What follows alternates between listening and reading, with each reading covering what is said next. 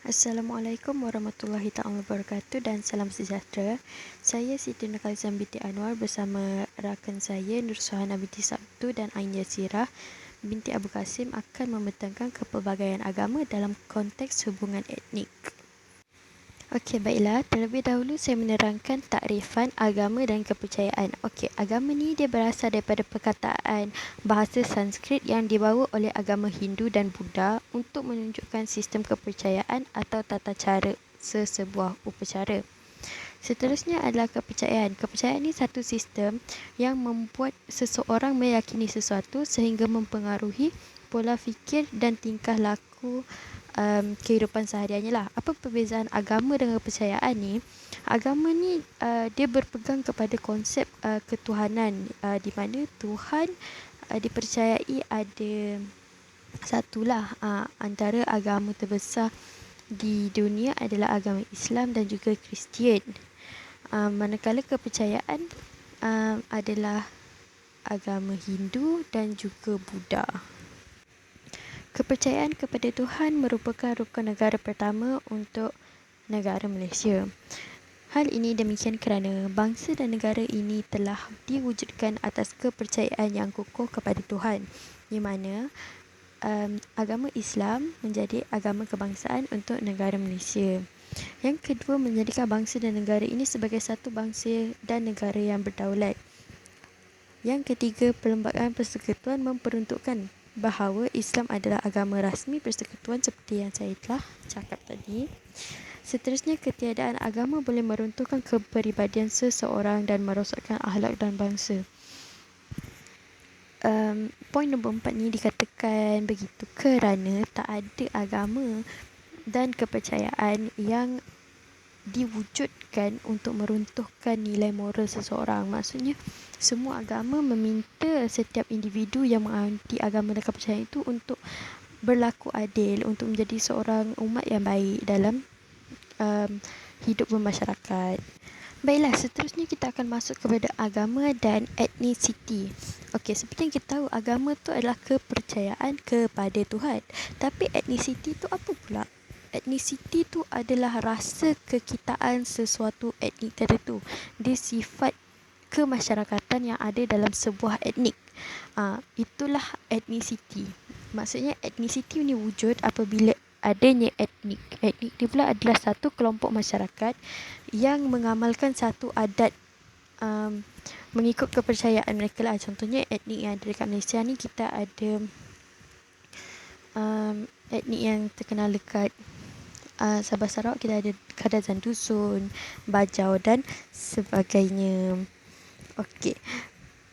Apabila ada agama dan etnisiti ni, dia akan ada nilai kesejagatan, iaitu universal. Bermaksud nilai kesejahteraan ni dia tidak membezakan asal usul keturunan dan bangsa. Maksudnya setiap masyarakat tu dipandang sama je, walaupun mereka mempunyai agama dan kepercayaan yang berbeza. Tapi disebabkan perbezaan ini juga wujud beberapa pandangan yang berbeza dan ketidaksefahaman yang menyebabkan isu resis dan perbolak-balikan perkauman.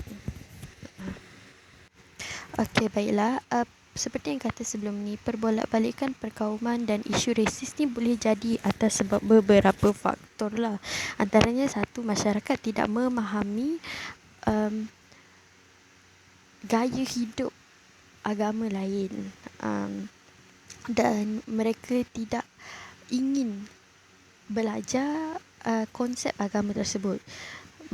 Belajar bukan maksudnya kita menganuti agama tersebut, tidak, tapi bermaksud kita cuba mempelajari mereka punya adat, budaya, upacara dan kepercayaan agar kita menjadi lebih memahami dalam konsep agama ni, konsep kepersepaduan. Baiklah, jadi toleransi untuk beragama yang pertama adalah sikap atau tingkah laku yang bersedia untuk menghormati dan membenarkan agama lain mengamalkan agama masing-masing. Maksudnya, seperti kita tahu, di Malaysia kita terkenal dengan kaum yang pelbagai dan juga agama yang pelbagai. Jadi sambutan perayaan pun pelbagai. Dalam kalender kita, kita dapat lihat kita sambut raya haji untuk umat Islam, untuk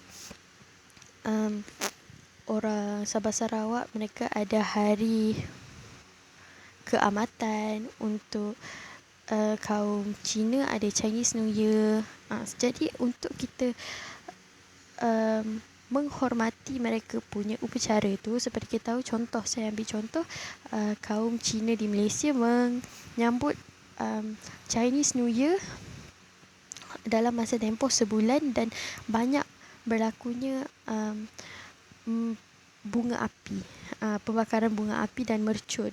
Tujuan mereka adalah untuk memastikan mereka dapat menghalau perkara-perkara buruk keluar daripada rumah dan mendapatkan lebih banyak rezeki.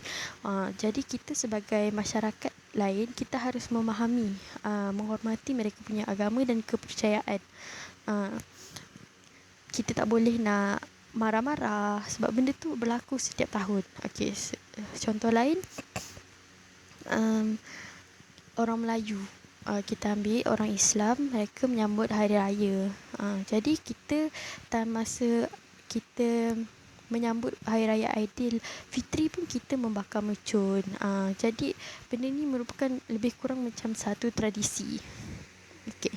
Yang kedua adalah memberi pendedahan awal terhadap suku, kaum, agama, kepercayaan yang wujud di Malaysia untuk menanamkan sifat memahami dalam diri individu. Maksudnya sifat memahami ni kita perlu tanam dari awal lagi. Kita kena dedahkan anak-anak muda tentang perbezaan yang ada di Malaysia, supaya mereka tidak terkejut dan mempersoalkan kenapa mereka buat macam ni, kenapa kita buat macam ni, kenapa mereka tak buat macam kita, dan kenapa kita tak buat macam mereka. Supaya mereka faham, lain agama, lain cara dia. Jadi mereka boleh menghormati, tapi tak semua, bukan tiada langsung agama yang akan mengajak kepada keburukan.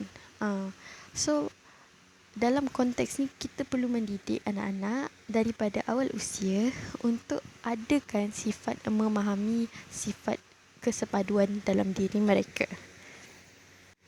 Di sini saya sertakan rujukan yang saya dapat untuk membuat pembentangan ini. Sekian, terima kasih daripada saya.